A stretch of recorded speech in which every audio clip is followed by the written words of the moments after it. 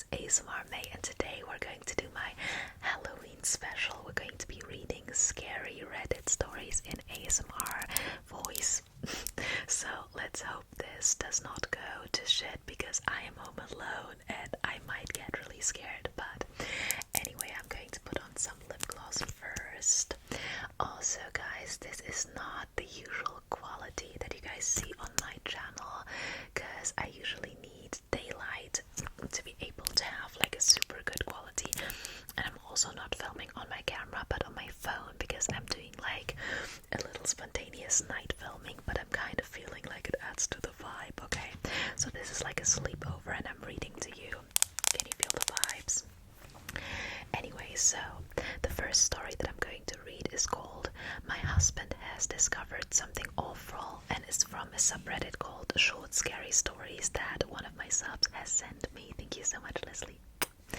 Okay. My husband woke me from a nap with a gentle shake. I said, suppressing a yawn. What was that? I need to show you something, Brett said, his voice trembling. Now? It can't wait. Brett helped me off the couch and led me upstairs to the guest bedroom. Inside, a collection of weapons was strewn across the bed. A butcher knife, an aluminium bat from Brett's short stint playing racquetball, a handheld crossbow, and most notably, a plate of snickerdoodles. Brad, what the hell is going on? I gestured to the tiny arsenal.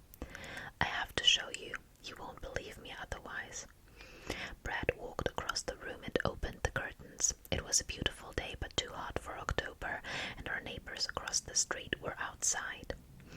Mrs. Snyder was watering her flowers, even though they'd all be dead in a month. Mr. Snyder was sitting on the porch drinking a tall glass of pink lemonade. Stay right here until I get back. Brad grabbed the knife and left. A few moments later, he was walking briskly across the street to the Snyders.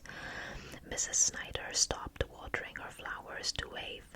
Brad pulled out the knife and slashed her throat so ferociously that it looked like her head was about to come off. Oh God, I uttered. Mr. Snyder ran to defend his wife, but Brad stabbed him 6 times in the blink of an eye and was already halfway home by the time Mr. Snyder hit the ground. I could not believe how gruesome it was. Brad burst back into the guest bedroom covered in blood. 46, 47. Brad, I whimpered. Why did you do that? Brad pushed me away from the window and shut the curtains. 52, he muttered. 53. Talk to me, I cried. 57, Brad said, and flung the curtains open. Outside, Mrs. Snyder was watering her flowers. Mr. Snyder was drinking his lemonade, and all the blood had vanished. Even the knife was back on the bed. There is something wrong here, Brad said, more to himself than to me. Okay, I'm wondering how he realized that that was happening. Like, was he actually planning to kill them? Anyway, it doesn't matter how they die. After 57 seconds, they come back. They don't remember dying. I realized what Brad was saying. You've killed them more than once. That's what I'm saying. I asked. I had to. I have to figure out what's going on here. Brad, I interrupted him. Have you killed me? What? No, I would never. There's the line. Thank God, I said, then grabbed the crossbow and shot Brad in the Adam's apple. He looked at me with terror in his eyes, then died, and I started counting. 7, 8. I quickly dragged Brad downstairs to the couch. 33, 34. When he reset, I wanted him to think he woke up from a nap. 49. I can't have Brad learning the rules of this place. 57. It's too dangerous. Honey, Brad said, opening his eyes. I had a horrible dream, but for the life of me, I can't remember what happened. I'm sure it was nothing. I smiled. Okay, baby girl, but I still want to know how Brad found out that he could kill the neighbors without them dying. How did you know that, Brad? Okay, next one is called Our Little Arrangement. My name's Sharif. Every morning before dawn, I walk to the ground of El Jealous Cemetery in Tunis. That's my job, a groundskeeper. I clear trash, fix broken headstones, chase off stray dogs. But 3 weeks ago, graves started opening up. Not dug, torn, like something had clawed through 2 meters layers of earth with its bare hands. At first I blamed jackals, then I found what was left of the corpses. Faces chewed off, ribs cracked like crab shells.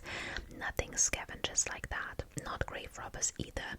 The valuables were left behind. One night I waited behind a mausoleum near the north wall with a flashlight and an old shotgun. It came just after 2. It moved like a person but wrong. Limbs too long, joints too loose. It slithered into a grave and came up holding a body like a sack of dates. I stepped out. Light caught its face. No lips, too many teeth, eyes like ink. A ghoul. It hissed, dropped the corpse, and fled over the wall. I should have left it alone. Instead, I followed the trail of broken stones and bent iron into the olive grove. I found a hole under the dead branches. The stench hit first. Blood, rot, milk. Inside, 5 small shapes squirmed. Pups. Ghoul pups. One suckled in a severed finger like a pacifier. Then the mother returned. She didn't charge, just froze halfway out of the hole, crouched low, hands spread, teeth bared, not attacking, not yet. She growled, a wet rattling sound like wind through a cracked jar. I didn't raise the gun. I'm not here to hurt you, I said. Slowly I knelt, set down my flashlight, opened my lunch tin, a half-boiled egg, some bread, a strip of dried fish, and slid it forward across the dirt. Her eyes locked on mine. She sniffed the air, wary. I saw your pups. I get it. I have kids too. She stayed low but crept closer, step by careful step. Clawed fingers brushed the fish, then paused. Then, surprising me, she reached farther, gently tapped my hand. Her skin was cold and dry like old leather. She took the food and slipped back into the dark, and I left them in peace. The next day I buried a goat under the oldest fig tree, marked it with nothing. She found it and took it. Now once a week I do the same. Scraps from the butcher, offal, old meat sold cheap in the market. No one asks questions, and every Friday as I walk past the rows of graves and call to prayer echoes down from the hill, I feel her eyes on me watching from the trees. Her children trail close behind her, their pale eyes gleaming through the leaves, watching and learning. I set the meat down in the dust between us and I nod. She nods back. She gathers the carcass in her arms and slips back into the dark with her pups. They vanish like mist, like a shadow folding into itself. Everyone is happy with our little arrangement, especially the dead. Literally, that was wholesome. That was a spooky story, but super fucking wholesome. Okay, let's do my husband wants me to cheat. Interesting. After a grueling day of work, my husband Connor greeted me at the door and asked how my day was. Miserable, I said, handing him my coat. The apartment was filthy. I could tell that Connor didn't get any cleaning done today, just like yesterday and the day before. Your boss again. How'd you guess? I wanted nothing more than to flop down on the couch, but I couldn't because it was covered in dirty laundry and half-eaten bags of flaming hot Cheetos. Don't worry, Connor said. I've got dinner already made. You just worry about relaxing. Dinner was 2 freshly microwaved Hungry Man Salisbury steaks. I didn't even care. I sat down and started eating. Any luck finding a job? I asked. I thought I could start streaming on Twitch. Connor smiled. A real job, I emphasized. No, nothing yet. Connor's smile faded and he began to push around his frozen dinner. Something on your mind? Yeah, Connor said. Your boss. My boss, Dale Anderson, is an inappropriate creep and I'm his latest obsession. He's determined to make me his plaything. I want to quit, but then we'd both be unemployed. What about him? I've been doing some thinking. Never a good sign. And I've got a solution to both our problems. Go on, I said, because I couldn't wait to hear this. What if you encouraged him? Excuse me. He's your boss, right? And he's rich, so you make him think you want to go on a date. Then you do go on a date, and the second he makes a move, you start screaming bloody murder, saying how unprofessional it is. Keep in mind you're recording the whole thing, and then you threaten to expose him unless he pays you off, which he'd obviously do. And then we live off that money until the economy improves and we can get better jobs. 2 birds, 1 stone and all that. So, what'd you say? 100% serious. You know what? If Connor put more effort into finding a job than thinking of these schemes, they would actually not be having this problem. There are a million things I want to say, scream, but I settled on, sure, I'll do it. How did it go? Connor asked. Give me a minute. I brushed some Cheetos off the couch and sat down. Yeah, take as long as you need. I took a deep cleansing breath and there was a knock at the door. It was the police. Officers, Connor uttered. How can I help you? Are you Connor Wilson? Afraid so, Connor joked. Is this your wallet? The officer held up a plastic baggie with Connor's wallet inside. Oh yes, I lost it this morning, thanks for returning it. Book him, the officer said, and his partner put Connor in cuffs. What's going on? Connor cried, struggling against the restraints. We found your wallet at the scene of a murder. Bet you thought you'd get away with it. After the officers took Connor away, I couldn't help but smile. I mean, you know what they say. 2 birds, 1 stone, and all that.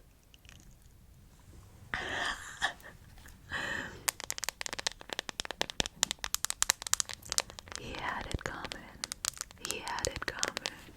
He only has himself to blame. Okay.